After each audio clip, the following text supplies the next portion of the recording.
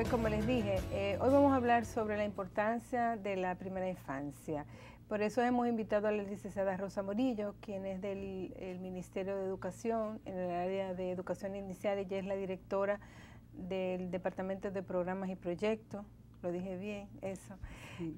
Y porque fíjense, es que los papás y las mamás, los adultos en términos generales, muchas veces no saben la importancia que tienen los primeros 5 años en la vida de un niño y de una niña, y también cuáles son las actividades que los niños deben de tener para estimular su cerebro, para estimular su desarrollo, la importancia de cómo los papás y las mamás deben entonces actuar con este niño para que sus capacidades se puedan desarrollar a plenitud. De manera que, considerando importante este tema, hemos invitado a Rosa, que es una experta en el área, para que con ella y con nuestra conversación ustedes puedan ir reconociendo la importancia que tienen estos años y cómo estimularlo. Sí. Agradezco que hayas venido, Rosa. Gracias, buenas noches. Para mí es un placer y gracias por invitarme. Bueno, la verdad es que el tema que nos convoca es un tema muy importante para todo un país o una sociedad que realmente esté interesada en el desarrollo humano, porque todo lo que tiene que ver con el desarrollo humano inicia en la primera infancia. Comienza en la primera infancia. En la primera infancia, es una etapa fundamental. Pero antes de seguir, vamos a definir primera infancia, porque estamos hablando de primera infancia, pero ¿a qué se llama la primera infancia? La primera infancia es la etapa que comprende desde la concepción hasta los 6 años, donde progresivamente se va dando el desarrollo de los niños y las niñas en sus diferentes dimensiones: comunicación, su dimensión cognitiva, todo lo que tiene que ver con el desarrollo físico, pero al mismo tiempo todo su desarrollo socioemocional.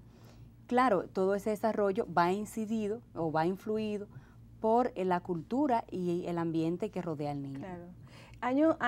Décadas anteriores no se le había dado tanta importancia a esos primeros años, pero sí. Tú nos puedes hablar de todos lo que científicamente se ha comprobado que es importante tomar en cuenta para que los niños se puedan desarrollar de manera plena. Sí, efectivamente, antes no teníamos toda la tecnología y la ciencia que hoy estamos viviendo.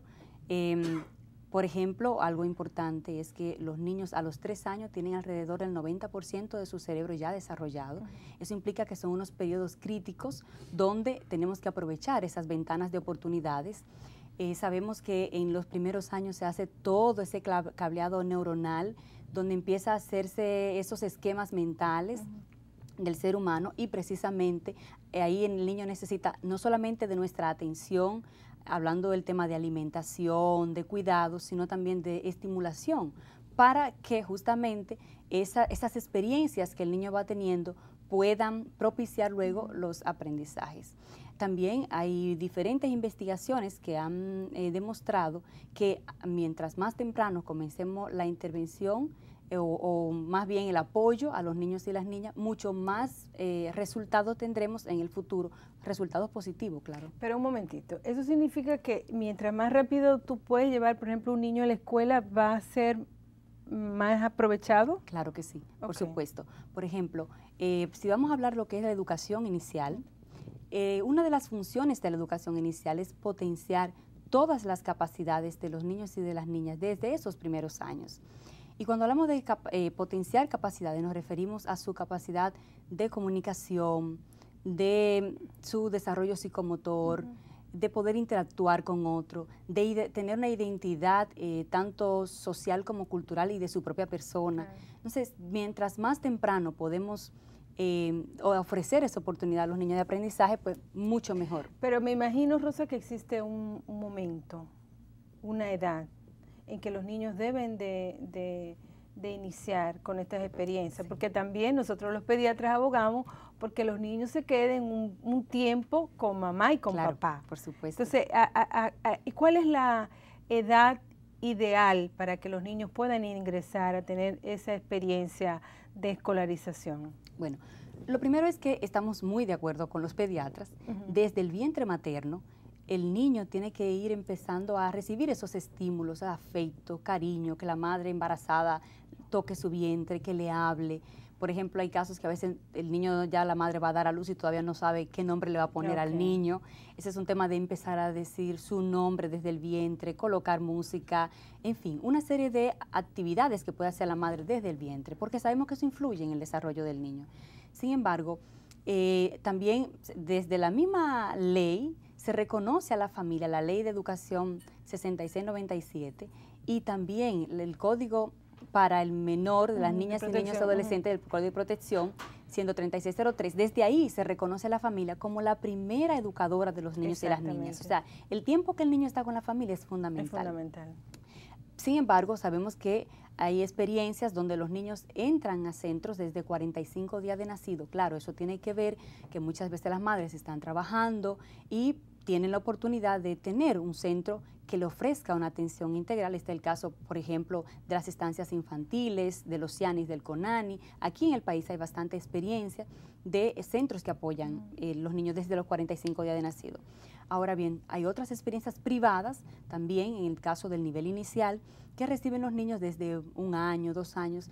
Lo ideal es que el niño tenga ese tiempo con la familia, pero la familia sí hay que garantizar que esté bien orientada de cómo poder estimular a esos niños en esos primeros años. Entonces, si por ejemplo una mamá decide quedarse con su hijo en su casa y puede tener el tiempo y decide, bueno, yo voy a llevar a mi hijo a un preescolar o a una estancia a partir de los 2 años y medio, que muchas veces la edad que se recomienda para que los niños comiencen la socialización, a interactuar con otros niños. ¿Qué tú les recomendarías a esas madres hacer para entonces aprovechar ese tiempo que va a pasar con su hijo para ir estimulando su desarrollo? Sí, bueno, la verdad es que en el día a día, en la cotidianidad, se va dando el aprendizaje. Primero porque el niño necesita esa interacción, como tú dices, con otros y sobre todo con su madre y su familia. Ahora bien, cuando la madre, por ejemplo, tiene al niño que lo va a bañar, empezar a hablar con él, decirle, mira, te voy a bañar, ahora es el momento en que te voy a echar el agua, en fin, ir contándole al niño qué va haciendo, porque a la medida que la madre vaya hablando, eso va a propiciar que el niño vaya desarrollando su lenguaje oral, pero al mismo tiempo se va enterando, se va dando cuenta de qué va pasando con su propio cuerpo, con su vida.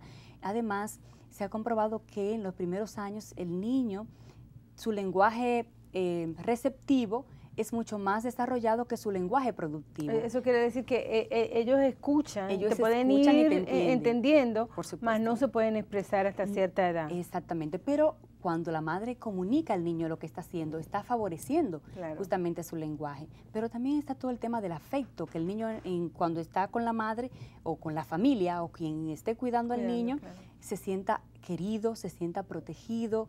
Por ejemplo, está el caso del juego, que permita jugar con el niño, que le permita hacer juegos de roles, por ejemplo, cuando el niño se pone la ropa de la mamá, la niña, o cuando juegan al papá.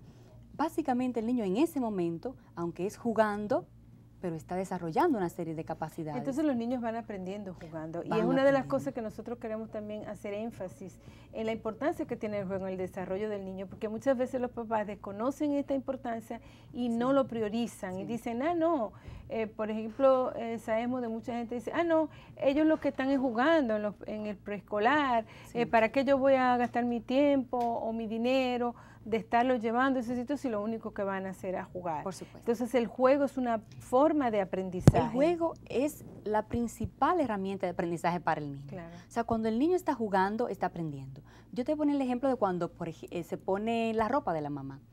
Básicamente está haciendo un juego de roles y está representando lo que ya ha observado de su contexto, pero también con ese juego empieza a comprender el mundo que le rodea, a comprender ese rol de que juega su madre y lo transmite a través de la representación. Pero igual, por ejemplo, cuando el niño está jugando con bloques, puede ser que lo veamos simplemente construyendo, pero en el juego está clasificando, está aprendiendo las formas, los tamaños, los colores, en fin. Hay toda una interacción y que el niño progresivamente pues va enriqueciendo toda su dimensión cognitiva. Perfecto. Ahora vamos a hacer un corte comercial. En un momento regresamos y continuamos esta conversación con Rosa Morillo, quien es la directora del Departamento de Programas y Proyectos de Educación Inicial del Ministerio de Educación. Volvemos en breve.